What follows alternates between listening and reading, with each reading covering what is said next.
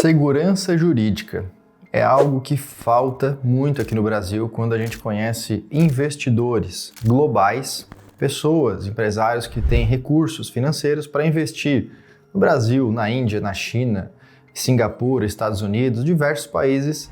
Eles avaliam cada país como se fosse um ambiente, como se fosse uma empresa, como se fosse um cofrinho, uma cestinha. Se eu colocar o meu dinheiro lá, qual o retorno que eu posso ter nesse dinheiro, o famoso ROI, o retorno no investimento, mas qual o risco que eu estou correndo? E uma palavrinha que sempre vem junto com o risco do Brasil é a questão da segurança jurídica. O que esses investidores, o que você empresário tem que saber e entender sobre isso querem dizer quando se fala em segurança jurídica ou a falta dela aqui no Brasil? Isso quer dizer que acordos são feitos, leis são criadas e lá na frente não se tem uma previsibilidade ou garantia se aquilo vai ser cumprido ou vai ser mantido. Então eu tenho um exemplo muito recente que virou notícia e vou falar de uma forma muito clara para você entender. Quando as Big Techs de redes sociais vieram para o Brasil, então a gente está falando aqui de início de Instagram, Facebook, Twitter, que virou X, YouTube, Google, etc.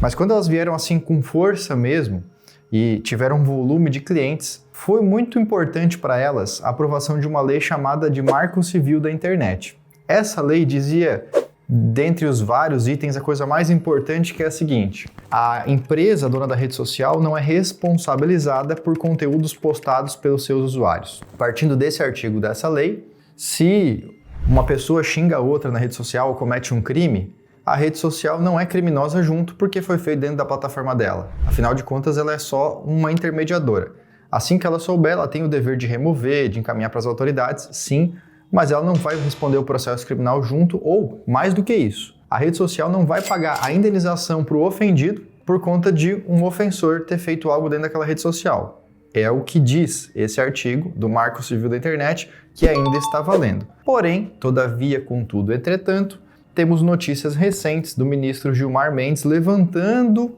no STF uma bandeira e dizendo: eu acho que está no momento de declarar inconstitucional esse artigo do Marco Civil da Internet, ou seja, contrário à nossa Constituição Federal, que significa basicamente rasgar ele, jogar fora no lixo, anular por completo.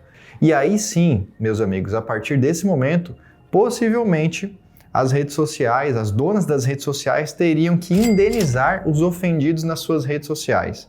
Você que está acostumado a usar a internet e que já viu golpes, crimes, ofensas, xingamentos, bullying, numa quantidade muito maior do que é possível descrever dentro desse vídeo, já imaginou se isso se vira contra as empresas que são donas das redes sociais para que elas tenham que pagar a indenização? E a gente já tem aqui no Brasil mais ou menos 100 milhões de processos na justiça. Será que a gente vai para quanto? 150? 160?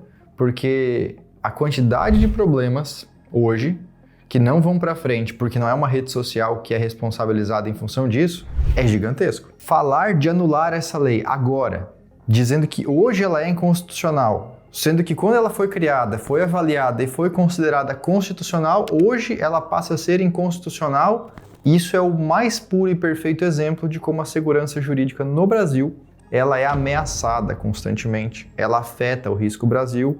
Mas agora, para você que está assistindo esse vídeo, pequeno, médio empresário, a boa notícia, pelo menos por enquanto, é que isso é mais comum nos casos grandes, nas Big Techs, nas multinacionais, nas empresas maiores. Por que elas é que são mais visadas? Porque elas que vão gerar mais arrecadação para o governo, que vão ter casos de impacto financeiro maior, que vão gerar mídia, que vão gerar notícia, polêmica, etc. O pequeno e o médio empresário, que não aparece nos holofotes, que está aí todo dia ralando para fazer o seu negócio acontecer, se matando para vender, e enquanto vende faz organização do financeiro, e emite nota fiscal, e gera boleto, e vai cobrar o cliente que não pagou, e tem a marca que tem que registrar e tem que pagar, e tem funcionário que não aparece no dia, todos esses dilemas. Esse cara, ele não passa pela justiça ou pelo judiciário brasileiro tão frequentemente, ou muitas vezes ele nunca chega a passar em toda a história da sua empresa pelo judiciário. E ali, fora do judiciário, nos bastidores silenciosos, comportamentos dentro dessa empresa são desenhados e documentos são redigidos. E são esses comportamentos e esses documentos que dão força ou não para a questão de segurança jurídica para essa empresa, principalmente, por mais que as grandes notícias na mídia chamem a atenção, elas não mudam assim, de regra, significativamente esses pequenos negócios, pelo menos não tão rápido. Dá tempo de o dono do pequeno negócio ver que aquilo está sofrendo uma mudança e ele se adequar rápido. Então, a segurança jurídica no Brasil ela é muito mais sofisticada quando fora do judicial, quando planejada, quando organizada. Qual é a minha orientação para você que está vendo esse vídeo até aqui?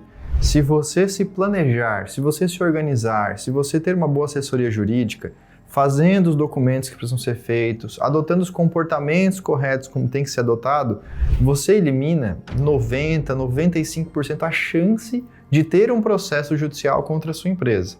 Nesse cenário, você não está afetado assim tão imediatamente ou tão intensamente pela insegurança jurídica do Brasil.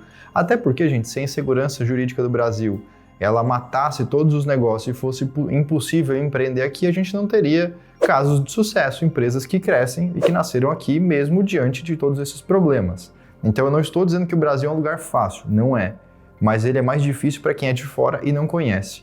Ele é mais difícil para quem já está muito grande. Então, aquele que está no começo, que é um pequeno e médio empresário, aquele que se prepara, que leva a sério o jogo, que leva a sério o jurídico, leva a sério o financeiro, leva a sério o caixa, leva a sério o comercial, leva tudo a sério na empresa e faz com estudo, com planejamento, ele consegue sim colocar um alto nível de segurança jurídica no seu negócio.